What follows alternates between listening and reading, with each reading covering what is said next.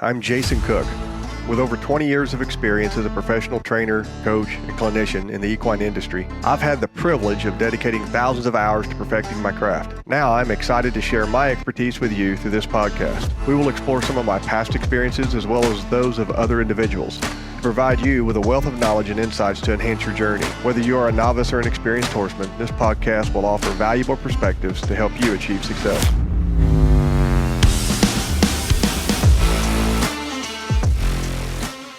I came out of the barn right before I came over here, and I went in to get a blanket for the new horse out there with the short hair. Yeah.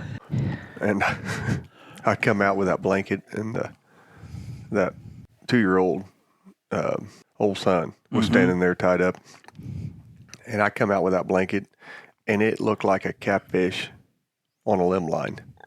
I mean, that colt lost it. I Really? mean, freaked out. Yeah, about that about that blanket I was carrying. So I slowed down and just chilled out there for a little bit. He calmed down. He got over it pretty quick. And I told Casey, I said, it's a good thing I didn't go into that back room and you were out here riding this sucker and I come walking out with it because, I mean, and he's doing well. Yeah. It's a good colt. But I came out there with that. And I'm telling you, he about lost it. I mean, was running all over the place on that lead rope. I was flipping through Facebook a while ago, and somebody had a video of a horse, and it had a hind leg, and I would say it was about 7 foot up in the air. The fork, it had the hind foot hung in the fork of a tree. And they had chainsaws trying to cut it out, and they had it all propped up, everything around it, around the horse, you know. I don't know how they were going to drop the limb without dropping it on the horse, but they were cutting it. How that horse got a hind leg caught that far up in a tree and was just hanging there. But, they do some strange things. Yeah, and I bought that old Brownie horse. And I mean, I know nobody took the time to rope his feet other than, you know, maybe they just messed with him so much because he was old, you know, and I bought him and I kicked him out in the pasture and there was other horses on the other side. And I went out there the next morning and same deal. He was standing there with 1 foot laying on the fence. And I went out there and picked it up and pulled it off the fence. And who knows, he might have done that an hour after I kicked him out, and he was out there all night. You know, who knows? But he did the same thing. But and it don't always turn out like that. No. And then, you know, you got people that have all kinds of junk out in their pasture, and their horses never get cut up. No. And then you had that stud that was in a pen and got his head hung underneath it. Yes, he did. I mean, it's just, you never know. You can't tell. I mean, you can never tell about them. Horses are going to find a way to get into pickles. Well, why don't we start on your first horses you bought and how you got into this deal? Because I've heard some of it. I'm sure I haven't heard all of it, but because there's we deal with things on a regular basis at the barn that we talk about. You know, about people calling wanting to buy a horse. Yeah. And, you know, is this horse right for them or not? And the reasons people want the horse. Yeah. You know, and you know as well as I do, it's not always the greatest setup, but they love the color of it, or it's pretty. Yeah. Or they owned something 30 years ago with that in its pedigree. And so how did your horse deal start? That's actually a pretty good deal there. Well, my wife, you know, she grew up with horses, and I mean, you know, that whole deal. I mean, they just rode and had whatever. And when I was 13, I used to ride with a buddy, and I rode a horse named Gypsy, and she was blind in one eye. And we'd just get out there and just saddling them up and just take off running. I mean, we didn't know nothing. And then he put me on an Appaloosa, a different horse, and I didn't make it 200 yards, and that sucker bucked me off and almost knocked my 2 front teeth out. And so then I was scared for a while. And I mean, I liked horses, you know, but that just spooked me. And then I started dating Marla, and she wanted me to ride with her, and And so anyway, kind of fast forward a little bit, she had a horse, and we moved out to the country, and I'm like, I want one. And so I bought one off of a horse trader, and it was a mare. And I didn't know at the time, but she was bred. And 2 for 1. Yeah. And she was a bronc. Like, if I'd known a little more of what I know now, it wouldn't have been near as bad. But, like, she bucked me off all the time. And I can remember going to the kids' youth rodeo, and I took her just to ride her. And I saddled her up at the trailer, and they had rode ahead of me, and I just kicked her into a lope, and we went like 3 strides, and she bucked me off in front of everybody in the parking lot. And then she had the foal, which was a surprise, and I was riding her with the foal following me, and I'm sure she was in heat, and she bucked me off that time, but I just kept getting back on her. I mean, and we took her on a trail ride deal in down by the Boot Hill, and it was so hot. We would ride them to water bareback. I rode her bareback, and I'd swim her across the river, and I rode her so much that she about quit doing it. And then I sold her, and I can't remember what I ended up with this old beater. I called it the wood getter truck. I mean, it smoked, and this guy had another mare, and I went over and looked at it, thinking that, I'm not paying that much for one. And now, what's that much? Like $500, Yeah. And he was, I forget how we got to talking about it. He said, well, I'm needing just an old truck. Wood truck. And yeah. I said, well, I just so happened to have one, and we swapped. I swapped the truck for this mare, and she was bred. And the guy was like, when Jordan, my oldest, he was dabbling in the rodeo stuff, just the youth stuff, and we kind of had her halfway trained on poles. And Blake Whitley, that you used to work for, he looked at her because she was getting fat, and we were like, man, we're not overfeeding her or anything. And Blake looked at her and said, she's about to have a baby, and she was running a pole pattern. And so she had a paint, which was what these people thought the daddy was a gelding. So the people thought they thought it was a gelding. The other was a gelding. Yeah, it must have been a young one or something.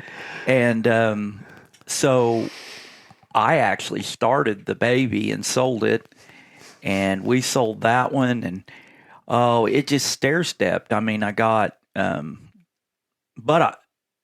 After those two, and it was slow increments of better, don't get me wrong, because you were there for the whole thing, But I'm pretty sure I got a yellow gelding, and I forget how I acquired him.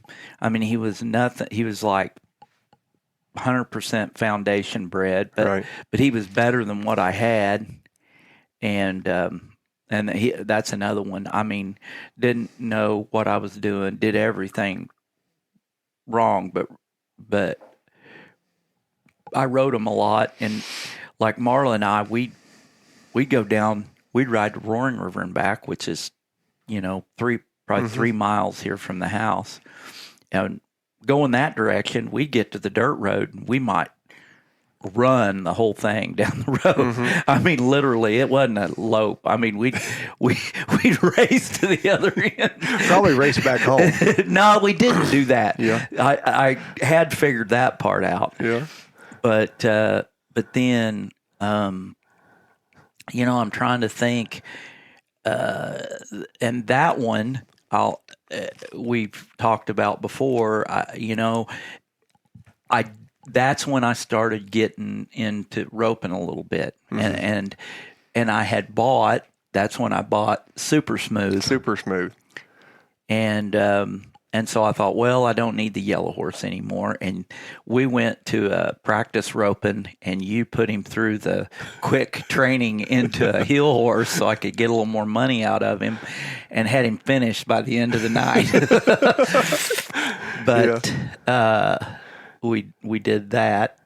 Yeah. But I remember that yellow horse. I do remember that. Yeah.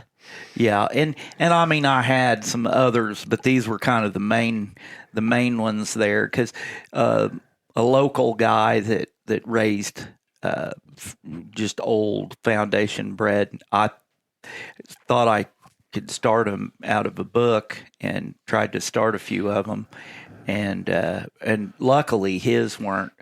I mean, most of them weren't super bronky.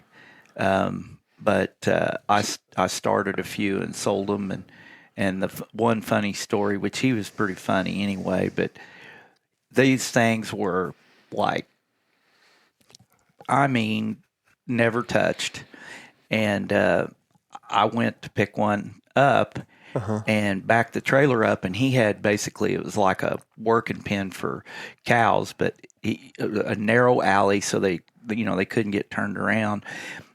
And there was a storm coming, so we didn't have a whole lot of time to mess around. And you're buying like a yearling, or? Yeah, it was. Yeah, I forgot it was a that. coming 2-year-old, okay. I think. And I mean, we couldn't get that. And this guy, he had some accidents and didn't have full use of one arm, and was getting up there in age. And I mean, we worked a board behind his butt and tried to push him on, and he wouldn't go on. And he said, "You got any come-alongs?" and I said, well, I do. And so we got some come-alongs, and we worked a strap around its butt and just clicked until there wasn't no other choice but go forward, and shot him onto the trailer. But I'll never forget that. And then you came along into the picture. So that had to be somewhere around 07 or 8? Yeah. Yeah. Because I went to work at the W5 in 06. Yeah, because I had the yellow horse for a while before I sold him. And when I got Super Smooth, which is the opposite of what he was, I went to you and I said, well, I bought a roping horse. Now I need roping lessons. Yeah. And he wasn't even, he wasn't even close to a finished head horse, to my recollection. No, Super Smooth was, well, number one, he wasn't smooth. Mm-mm. And he looked a lot like a llama, the way he carried his head straight out of his shoulders. Yep. And rough, stuck in passing gear constantly. Couldn't wear him out. Couldn't kill him. I mean, this horse was tough. Yep. Right after you got him, I know you'd had him, and I'd met my wife now, Carrie, and we were at the roping down at Southwest City. Yeah. Yeah. Yeah. At what's their name? Oh, Graves. Yes, Graves Ronnie Graves. And I just met Carrie,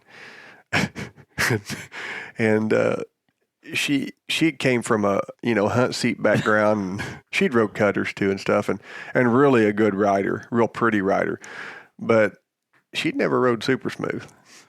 And we get down there, and I think I had maybe a couple of the stud horse and Glory with me, the mare. And I said, hey, this horse used to be a reiner, this Super Smooth. and he loped like Pepe Le Pew. Oh. And I said, hey, I'll let you on him. You got to run him down there, run him the other end, and just say whoa and relax, and he'll slide. And she said, really? And I said, yeah. And I said, but you got to run him pretty hard or he won't do it. And we're sitting. I remember it. We're sitting at the end. You come in, and she gets on him. She got on. The first thing, she couldn't reach the stirrups. It was your rope saddle. And I said, it's no big deal. Don't worry about him. And she said, I said, here. And we might even said, let's adjust him. She says, no, I ride. That's okay. Yeah. Maybe that's what it was. Because she was fairly confident, and she took off loping on him. And I know it couldn't have felt good because his head, as soon as you lope, he just head upside down. Yeah. And she ran him down that other end. And she said, whoa. Oh, I remember. And of course, he didn't stop. And she pulled on his face. And she had to have bounced 3 foot out of the saddle. I remember. I mean, hits his front end terrible. Yep. The only time we could get him to slide was... You were the only one that could get him to stop. Yeah, maybe that was steer stopping or something we did. No, something. you would ride him around. You would ride him around, and I think your hands were smooth enough that you could get him to stop, and everybody else, it was just jar you right over the top of his head if you tried. Terrible. Yeah, but of course, you know the rest of the story on him. That sucker was a winner. Winner. I mean, you and your son, yeah, Jordan. How many buckles did you guys win? And you won saddles too, right? So I hope that I'm better now than I was then, because this is when I first started. But I went to all the rodeos because the kids were going, and I was leading the for the saddle going into the finals. Mm-hmm. And Kenny Carlin was. He was second, and he had Buddy Hawkins, who's been to the NFR multiple times, and he had Nathan Inyart, who his number at one time was, I think, an 8.5 or a 9, and his son, who's a good healer, and he beat me at the finals, but I won reserve, and I was tickled with that because I hadn't been roping probably. 2 years, maybe. No one wanted to heel with you. Nobody wanted to heel with me. I was have to beg people to rope with me to get there. Well, one look of you turning one on super smooth, and they're like, "Oh man, I don't know. That looks like a Christmas present from your grandma when you turn." But there was no easing them around the corner. It was get a hold of them. But I won quite a bit on him, and then Jordan, when he was 15 or 16. Won a big roping in Oklahoma, won a saddle, won a hole with you, won a hole with another kid, and paid his truck off with it. And, he was just a winner. And just kind of like ranch broke. Yeah. Just ranch broke. Yeah. Tough mouth. But could not. No fun to ride doing anything else but not even fun roping off of him, honestly. He sure wasn't fun at the wagon races. I took him that one year. And he almost died once. Yeah, he tried to colic on us, but I know the only way I could slow him down is all the wagons around, and I would let his head be in the back of somebody's wagon, and he couldn't get past it. Yeah, so other than that, he danced everywhere. Yeah, he did. He was tough, but he was a winner in the roping pin. He was. And then the next one was Cappuccino. And I think that was the most I'd paid for one, because Super Smooth was another trade deal. I don't remember how much money I put down, but I had like 7 bottle calves, and I had a colt that I bought at the Exeter sale, and it was. It wasn't bred all that good, but the guy that I got him off of liked the bloodlines. So we did a little trade, and then whatever was left. And then Cappuccino I paid straight cash for. And this guy... he ranched on him, didn't he? He did. And he'd ride down the road with 3 or 4 of them and just pony and then just jump from one to the other. And then he roped the donkey. He had a donkey there. And I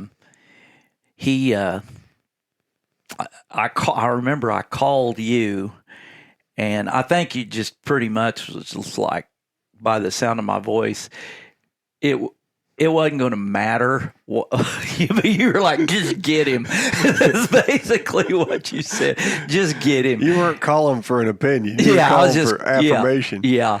And believe it or not, he was almost the exact same temperament. He was super smooth, super tough. Yeah, tough and super tough. And he switched his tail so bad that I'd braid it, and then I'd tie hay string to it underneath between his legs to the saddle because he switched his tail so And bad. it caught in your rope, didn't it? Yeah. And but I remember one time we went to help with somebody you knew or maybe a family member, and they had these wild cows we were going to try to catch. Uh-huh. We chased them things all over, and finally got close enough to dart one or both of them, and it went down in the brush like thick, and I dallied up with that horse dead weight and drug him out of the brush. Yeah, it was real brushy. I think that was down by Bethpage. Yeah, but yeah, I guess I just have a attraction to those kinds, or I make them. I make them that way. Yeah. But yeah, and he was grayed, wasn't he? He was, and he wasn't overly stout. No. But he was tough. And you kind of, both of those, you had to take them and take the steps and make them solid because they weren't fancy. Yeah. You had to make them solid. They had to score good. Yeah, and they, especially Cappuccino, Yes. he did do that. He scored really good. But I felt like, and I think I've told you this before, I mean, at that point, you did a good job of ignoring. You spoon-fed the things that I needed to know, because, I mean, I feel like now even there's things that are pretty ingrained in me that you told me when I first got those horses that I remember. But there was other things that I'm like, I can't believe he didn't say anything to me, but it wouldn't have mattered. Yeah. Just like, the handle, which I think you did get onto me, but I mean, I think there were certain things that it was just like, we'll address this down the road. He ain't ready for this. Yeah. But Well, I think you run into that too. Same thing in horse training. I mean, you have to address what needs addressed when you're riding one, because if you go to picking at everything, it's too much for the horse, and there'll be a time and a place for that later. And it's the same thing in any kind of horse, whether you're starting a colt or starting them on roping, or reining or whatever it is. It doesn't matter. Well, I feel like even where I'm at there with my horse deal, I still hadn't figured out what you say, buy once, cry once. I hadn't figured that part out on buying a horse yet, because the next one was another pick it up out of somebody's backyard that didn't want it anymore type deal. That was Amigo. You remember the progression. I do. Yeah, and Amigo, and he was kind of like the other two. Yeah. Go grab it out of the yard. There's kind of a story behind him, but you don't know the validity of the story, because those people, they've not done anything but construction. So how did he get good at roping? You get to putting two and two together and it don't add up. And you had a horse that, had he had a rope swung on him? Had he been rode? Yeah. But was he very broke? No. But that was another one that just scored really good, though. He did. And you brought him on slow. Yeah, and I had him for a long time, and then, gosh, Poppy was next, maybe. Yeah. No. You know what? I think he was. I think I still had Cappuccino. I still had Cappuccino, maybe, and then Poppy was your first big purchase. He was. That's the most I ever spent, and it was $2,500. $2,500, and he'd had 60 days. 60 days. I think we had ridden him 60 days. Yeah, and he was like, for me, he was a huge step up. Like not even a little step. It was a big step. And Jordan did after the 60. I trail rode him for quite a long time, and he was, for not being just powerful bred as far as modern stuff. He was quite a bit. I mean, he bucked my wife off in the yard. I remember seeing it. But then Jordan took him over, and he was working for you, and he did a good job with him. And I mean, I wasn't expecting, he was his, and then I don't know how long he rode him, but he started kind of roping off of him and going really slow. And then he went off to college, and he said, "Dad, he's yours. You can have him back." And then all I was trying to do was not screw him up for the longest time. And I got hooked up with a couple of pretty good partners and really started going a lot, and won quite a bit with them on him. And and we got him when he was 2, and he's 18 now. He's 18 now. Yeah. And then after him, he was broke when you went to roping on him. Oh yeah, he was more broke than, I'd say 90. Maybe that's too high, but I'd say 90% of the rope horses around here. But and I think that maybe not all the way, but that started kind of opening my eyes to, if you want a good one, you better spend the money. And then I think Leo was next, which he wasn't as athletic as Poppy. Same bloodlines on one side, but just you guys had just super good minded. You guys had halter broke colts when he was 2. As a long 2-year-old, the coming 2s the next year. Yeah. We were using him for a halter breaking horse, and he's just really good minded, laid back. Not a whole lot bothered him, and he was like that from the very beginning. Yeah.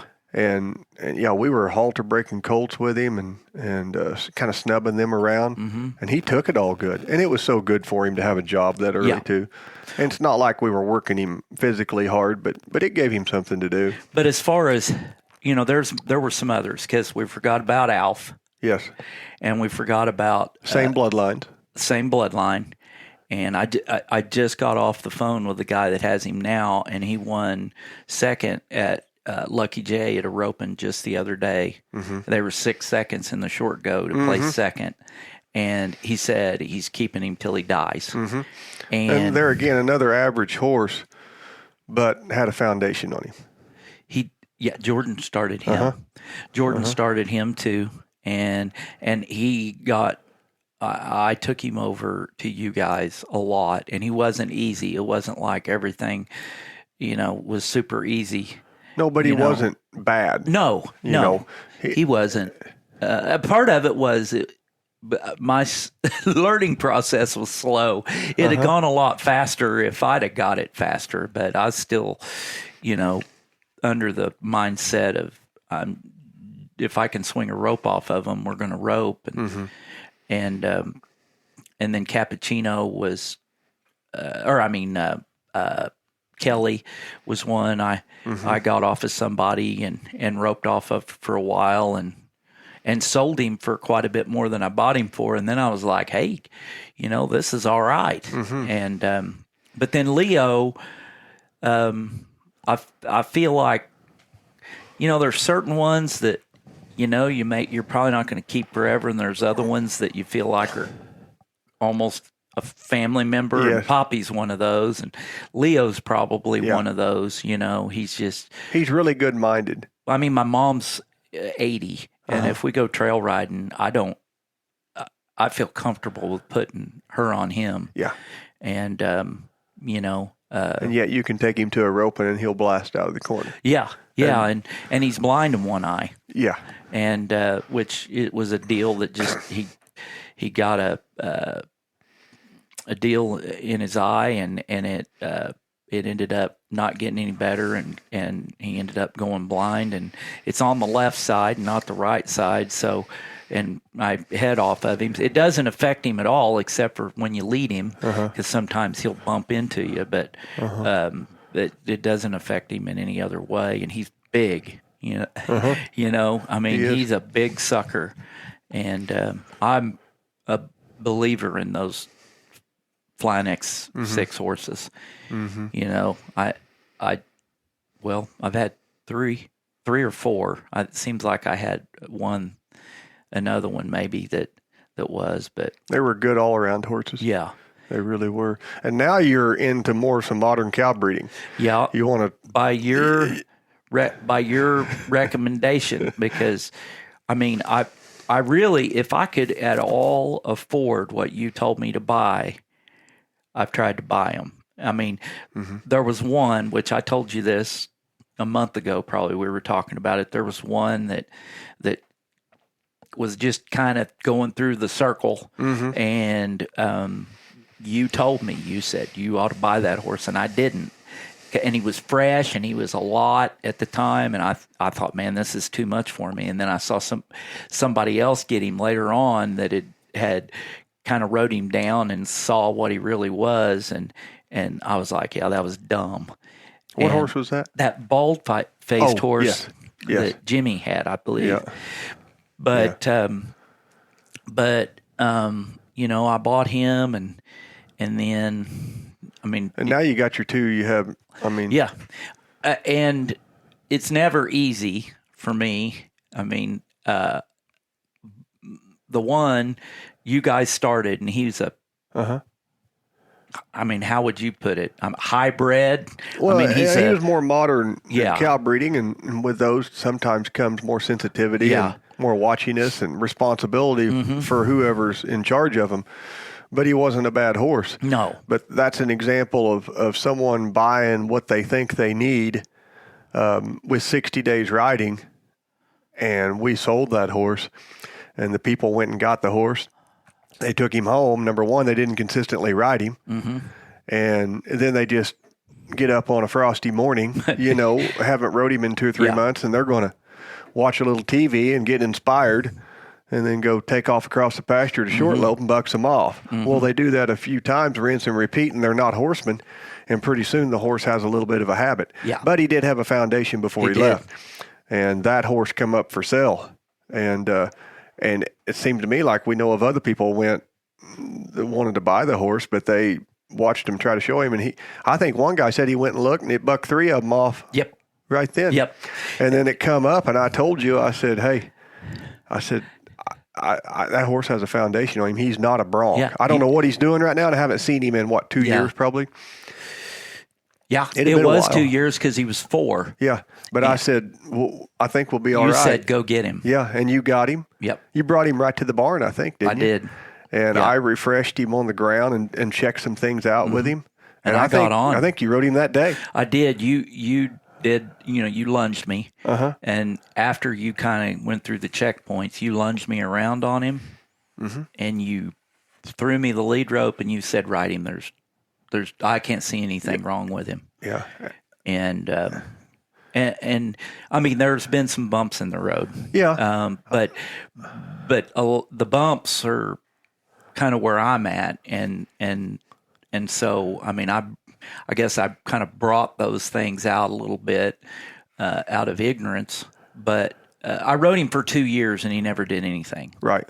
And then once I started roping off of him and kind of starting to push him and not, you know, preparing him for that, then he struggled to keep everything together. He didn't know how to respond to it, and I wasn't being malicious or anything like that. And then, you know, there again, you told me you had seen enough already. You were like, you ought to send him out west, and I wanted to go through the whole process, just like I did with Leo, you know, and it was a different deal.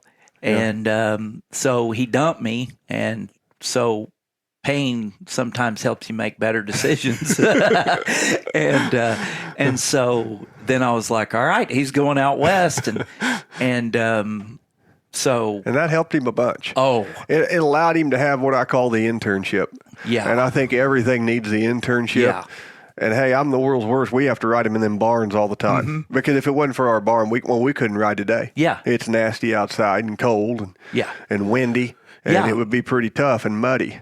But that helps a lot. But internship, there's nothing like a job. Yeah, and you said, you know, when you get him back, I just go to roping off of him, and I mean, Doug did a great job. I mean, he did exactly what this horse needed, and Doug Aldridge, and I mean, he was different. I mean, he was. If I got him back fat, I would have thought, he didn't do what he said. Right. I mean, he came back like he'd been rode every day, Yes. and and so I mean, he's still a lot. I mean, he's a challenge. He is, and I think you have to keep horses like that. You can't do it all the time, and this is where I think a lot of mistakes are made. But you got to mentally keep their mind malleable. Yeah, You've got to keep that mind to where you can ask for a little more, and they'll give it to you. But you don't do it so much it annoys them. Yeah, and that's where I'm at. I'm not very good at that. And just like the other day, I took him over, and you did that to him, and he's busy. He's a busy horse, and he when I rope off of him, I got a bit that I use that's got a roller in it. He'll work that roller. Well, we weren't using that bit, but if he didn't have that, it wouldn't matter. He'd chomp on it. But you had got his mind good that day, and he quit doing that. He wasn't all busy. His mind was right, and that's where this horse is I'm gonna have to learn with him. But that's what you've done. You've always constantly put something just a little bit. Yeah, I think this one might be a little more than a little bit. I mean, I like him. I mean, like to ride, I've never felt anything like him compared to my other ones, Yes, and there's nothing wrong with him. Very athletic. And, and very mobile. Yeah. Yeah, he is. But like yesterday, I went to a friend's house, and we were gathering and doing some sorting, and there was a lot of stuff around, and goats and things, and like he was wanting to look at all of it, but I tried not to just slow down and let him look at it. I tried to just keep him busy going through all of it. He was better, just going. Than to slow down and let him look at everything, if that makes sense, But it's just the way he is. I mean, he doesn't miss anything, But I wouldn't, even though he has bucked in the past, I wouldn't consider him a bronc. And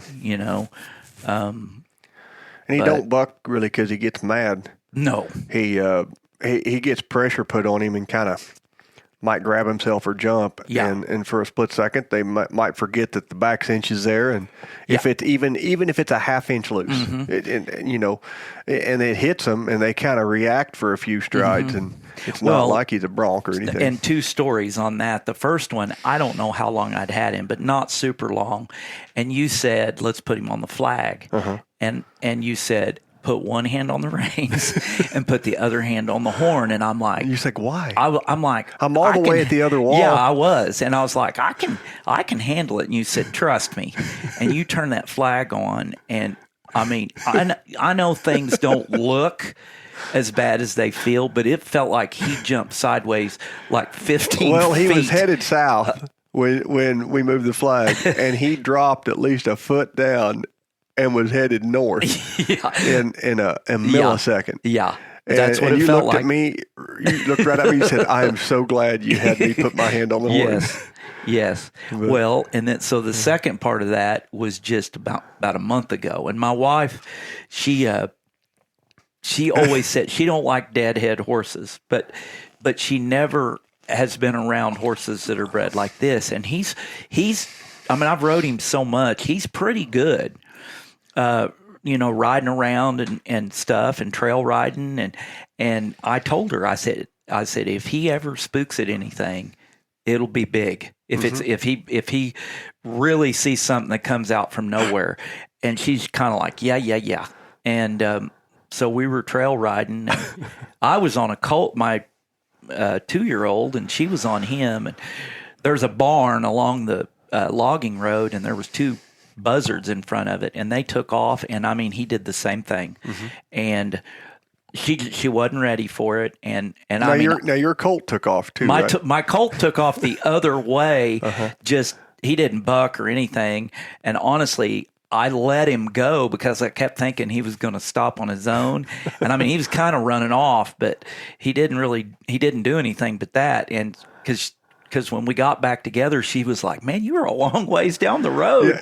Yeah, so you were down the road and you turn around and look behind you, right? After you got yours stopped. And she was on the ground and that Deuce was running at me. Yeah. And luckily it didn't hurt her. I mean, it did hurt her shoulder a little bit, but I think she's going to recover. Yeah. But, I think it gave her a little more respect for what those kind of horses can do. Just like I had. I mean, you warned me, and but there again, I mean, he didn't. A lot of horses might buck in that situation, grab himself and buck, and I mean, he just made the big move, and that was jumped it. Out from under. And that stuff, when we can harness it, we like it. Yeah, we like it on a cow. Yeah, I can. We like it in the reining. We like it in anything we do. Yeah, but with that comes more responsibility. It's kind of like taking a Corvette out and on a wet road and pulling out like you're in a Ford Taurus and gunning it. And pretty soon you've ran off the road and done 2 360s in the vet, and the Taurus just don't even chirp the tires. You just go on. Yep. And has more responsibility with it. That's good. I tell people I've never flown, but if you've flown one of those little Alaskan bush planes, I could picture being a pilot flying those and then getting in like a new F-22. Yeah. And the move you make difference. is way big. Yeah.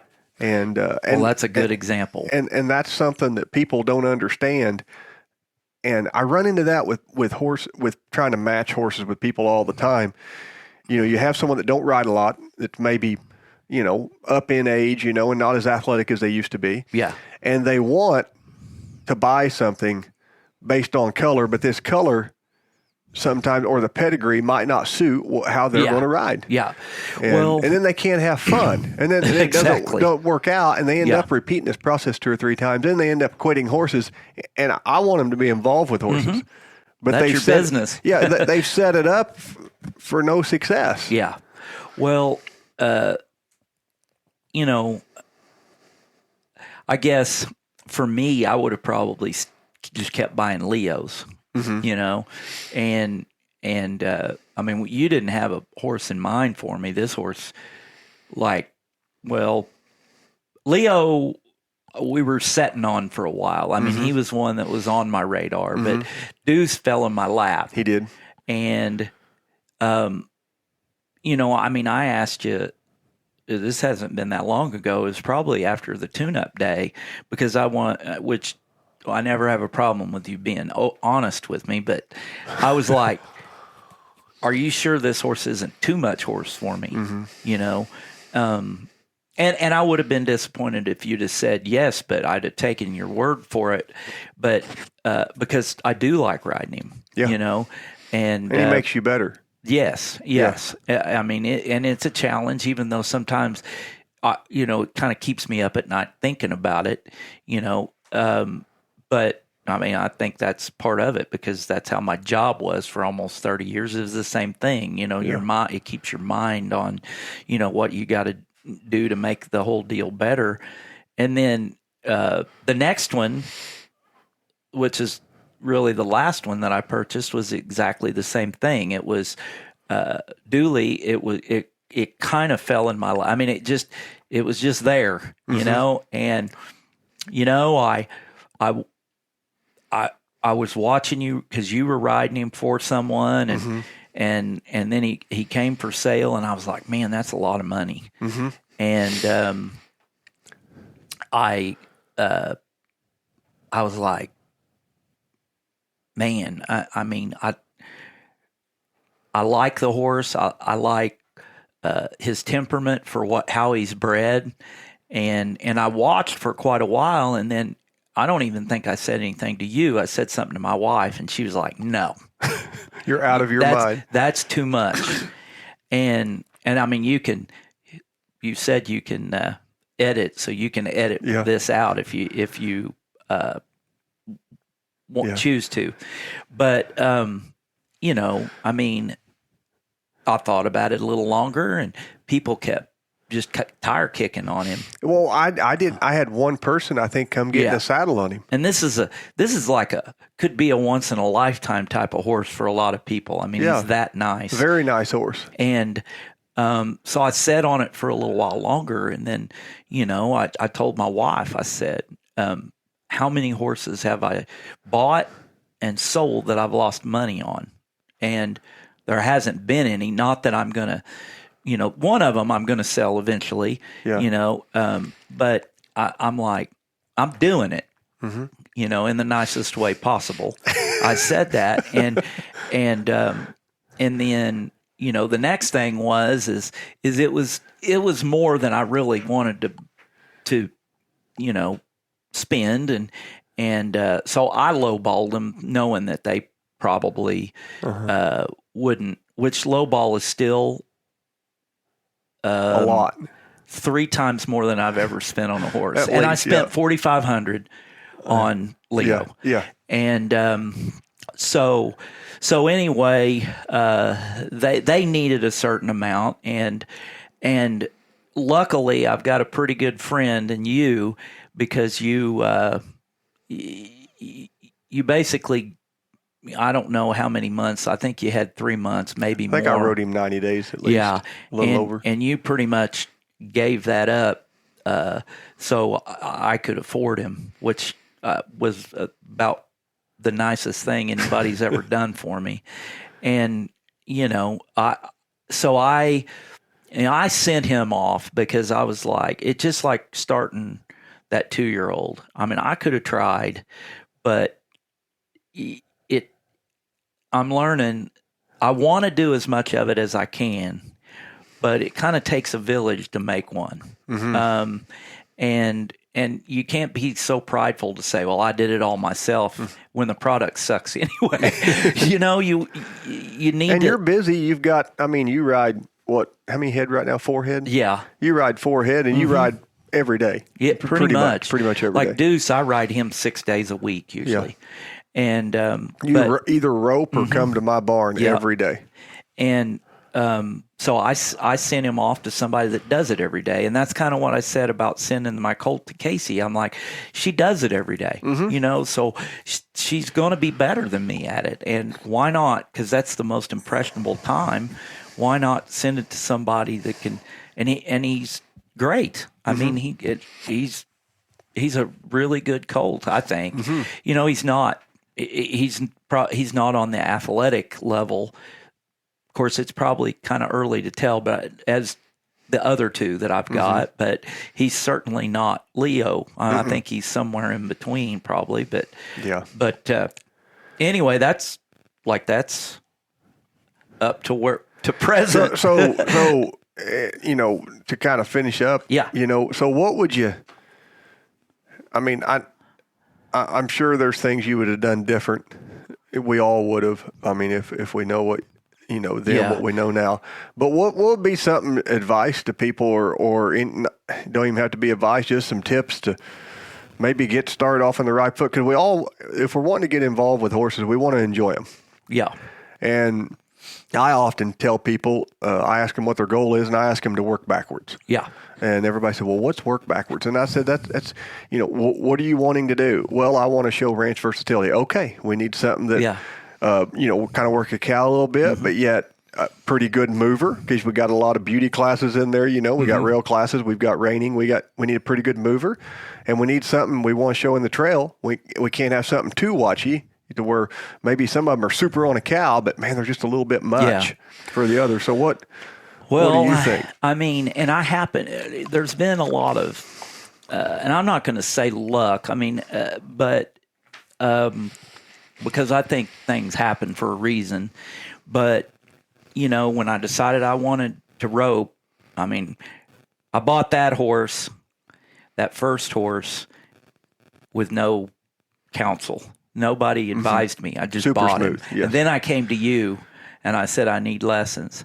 And, but I didn't know you very well at that time.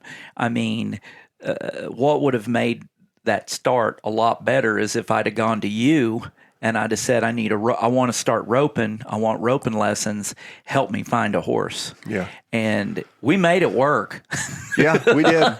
We made it work, but it would have made chicken salad out of chicken soup. It would big time, and it took a long time, and in some ways it was a little painful, literally painful. But I think getting with somebody that you trust that knows it better than you to point you in the right direction.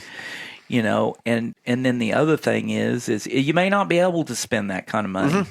And so you got to know what your price range is, but you can't be chintzy on it, because you trade a wood getter for a horse. That's what you got. That is what you got. You got, just an old horse. And if trail riding is what you want to do, you might make it work. But, the best horses that I've got are ones that I've paid the most for. And you got to be careful there, because people can take you. But, they can. But there again, you got to find some counsel that you trust. Yes, and you got to find some way to understand if that counsel's legit or not. And it's hard.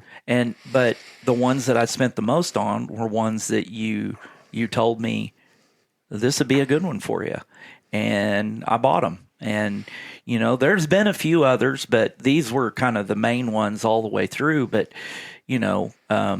I was not.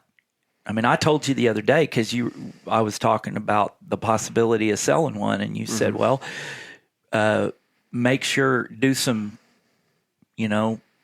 some shopping around for what it would cost you to replace them." And so then I got on some groups and stuff, and I was like, "No," and I told you, I said, the best ones that I've had were ones that you rode, and so if I'm going to buy a replacement, it's going to be one that came from you, because you've got some coming through, and I would rather know the story, because I've seen you with horses that you get that you don't get the whole story, and so you're trying to figure it out from the horse. I have to wait for the horse to tell me the story, and they always tell the story. And I'm not good enough to do that, nor do I want to do that. I want a better start on one, so I'm not having to deal with the super smooth, kind of stuff. And